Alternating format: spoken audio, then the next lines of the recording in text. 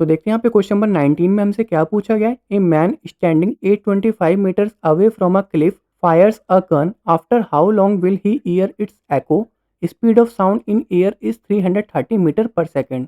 तो यहाँ पे क्या एक चट्टान है और यहाँ पे क्या एक आदमी खड़ा है और इन दोनों की जो दूरी है वो हमारे यहाँ पे कितनी 825 मीटर की है। अब यहाँ पे क्या करा, इस आदमी ने गन से फायर किया तो इसको जो यहाँ पे एको है वो कितनी देर बाद सुनाई देगी वो हमें यहाँ पे बताना है। तो जब ये गन से फायर करेगा तो जो साउंड वेव है वो यहाँ पे ट्रैवल करेगी, फिर यहाँ से क्या होगा वापस आएगी। तो इसमें यहाँ पे कितना समय लगेगा वो हमें यहाँ पे इसको कैलकुलेट करके बताना है।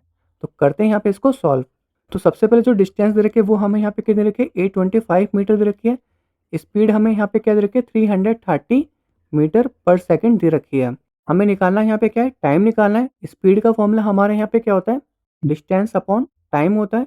तो टाइम हमारे यहाँ पे क्या हो जाएगा, डिस्टेंस अपॉन स्पीड हो जाएगा। डिस्टेंस हमें यहाँ पे रखा है 825 मीटर और स्पीड यहाँ पे दे रखी है 330 मीटर पर सेकेंड। तो इसको हम यहाँ पे डिवाइड कर लेते हैं।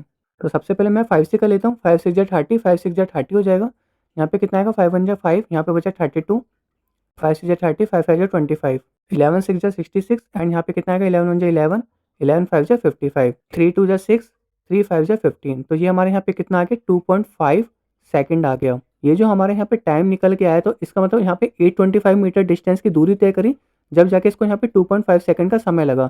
यहाँ पे जो मैन था और जो यहाँ पे क्लिफ था इसकी दूरी यहाँ पे कितनी थी 825 मीटर थी, तो यहाँ पे 2.5 सेकंड का समय लगा। अब यहाँ पे जो हमें बताना है वो हमें यहाँ पे एको का बताना है। तो इसका मतलब जो साउंड है वो दोबारा यहाँ पे वापस ट्रेवल करेगी। कितना डिस्टेंस ट्रेवल करेगी 825 मीटर और डिस्टेंस ट्रेवल करेगी।